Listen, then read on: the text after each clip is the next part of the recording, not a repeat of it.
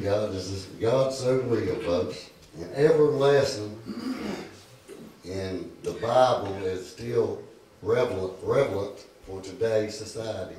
You know, you can take all these lessons, and the more things change, the more things stay the same. You know, and we go through history repeats itself, and it does. Right. But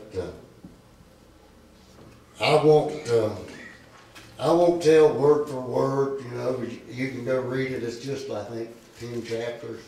You can read it, the book. But I will, like I said, our lesson's kind of right in the middle of the road. But what happened is, King Azarias, in his 3rd year of reign, he took and he was a king over 127 provinces in Persia. And it covered from Ethiopia all the way into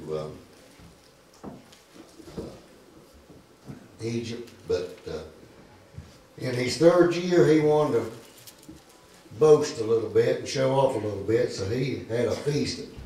He brought all the governors and all the princes and all the nobles and everybody out of all these provinces. He brought them there to the palace of Shushan and going to show his riches. So it said it lasted 180 days, just him showing how much riches he had. Now he had a lot of riches and he was wealthy. And so towards the end of that, the last 7 days, he threw a feast for everybody. And they said they made gold vessels, had vessels for every one of them, and they was adorned with jewels, and every one was different. Everybody had their own special golden vessel to drink out of. So they said at the end of that when the king was merry with wine, they had all the wine and stuff there, that he decided that he was one of his queens. His queen was beautiful. He had a beautiful wife, very beautiful wife. He had a trophy wife. Mm-hmm. And so at the end of this festival, he wanted his queen. He sent the eunuchs, or the chamberlains, they was eunuchs, he sent them down and told his wife Esther he wanted her to come up there so he could show all the people that he had in that feast how pretty she was. Yeah. Well, she wouldn't come. Embarrassed. It embarrassed him. Yep. So he got mad about it. So her being the queen, he had to do the right thing. He couldn't just jump up and do whatever he wanted. So he got his 7 nobles there to help was efficient in the Persian laws and said, what can we do about the queen not honoring my request? What can we do lawfully? Well, one of them said, well, she didn't only do it to you, she did it to all of us. Because everybody hears what how the queen won't obey the king, and all the men in Persia, Media, and all these places, their wives is going to find contempt to them. So they're not going to start doing what we tell them to do either. So they did it to the whole country. Yeah. So they decided that, well, you need to abolish her, put her away. No more ever could come before you, never do anything. Put her out of your mind, put her out of your sight. So that's what they did.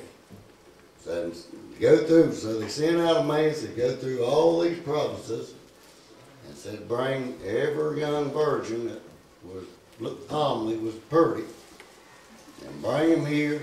They go through the purification, and we'll bring them one by one in front of you, King, until you pick out the one you want, the one that's pleasing to you. So this little orphan girl, her cousin, Mordecai, he brought her up too. So she went through with all the rest of them, and they went to the palace and went through the purification. So Mordecai, he hung around the gate outside all the time. So, because that was just like his daughter. Watch dog. He stood out there and listened and heard and wanted to see what was going on and how she was doing and if she was okay, and just like we would do. Yep. So hey, he's standing right outside the palace gates, and he stayed right there every day, listening and watching and seeing what was going on. One day. Well, and one day when it was Esther's turn, she went. She was a beautiful woman, and the king fell in love with her and married her and made her queen. And Mordecai stayed right there and hung on the gates. And he heard two eunuchs outside the gate planning on killing the king. Plotting, yeah. There's a plotting going to kill the king. So he got a hold of Esther, said, Esther, this is what's going down. Or the plan. So Esther went and told the king what was going on, and she told Mordecai's the one that discovered it and gave him the credit for it. So the king, they hung them two guys, killed them. So we know at this time there's a man called Haman. And the king promoted him to second in command. Yep. And it went to his head. You ever been around anybody getting a promotion that goes to their head? Yep. Well, I've been around a lot of them. They give them a title of vice president or give them a title of president of the company or whatever. And boy, they're it. And that's the truth, you know. Their ego gets to them, Gary, buddy, and, you know, I've got this title and you're going to bow down to me. That's right. And that's the way Haman was. As soon as Haman's second in command, he made a decree that everybody would bow to him. At his presence. But there's one man wouldn't bow to him. Yep.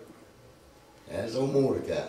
And oh man, it'd make him mad. And he'd go by and he wouldn't get to bow, Mordecai wouldn't bow down or give him the respect he thought he was due.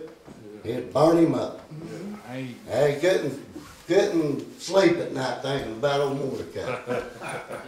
Made him mad. Yeah. So he went to the king and he said, King, there's a certain people among you. There's a peculiar people out in your nation. They're mixed all in the whole provinces. And they're not like us.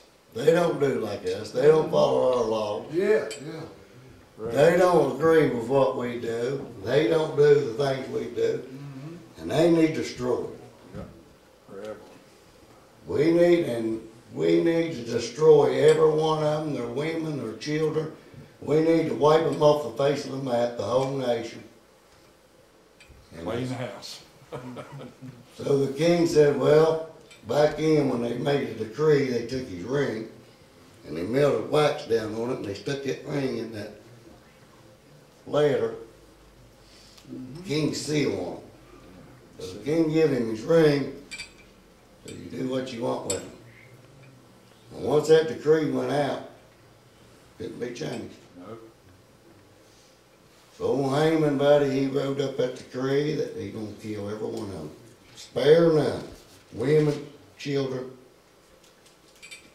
He wrote it up and he took that ring and he put the seal in it. And they sent them out on camel, horseback and everywhere. Make no haste, go to every province. Kill them all. Well, when Mordecai heard about it, he said he rent his clothes. And he put ashes on his head, got in sackcloth and ashes, started mourning, started crying out loud. And he stood outside the king's gate, and that wasn't allowed either, because the king didn't want nothing to upset him. He wasn't allowed. He wasn't allowed to stand out there mourning in sackcloth and ashes outside the palace, out the king's gate court. So anyhow, Esther found out about it and she knew he was going to be in trouble, so she sent one of her eunuchs down there and said, tell him he better change his clothes. Send him with some clothes on. He better he'd send his clothes, change his clothes. But Mordecai wouldn't do it. Sent word back to her what he was mourning about.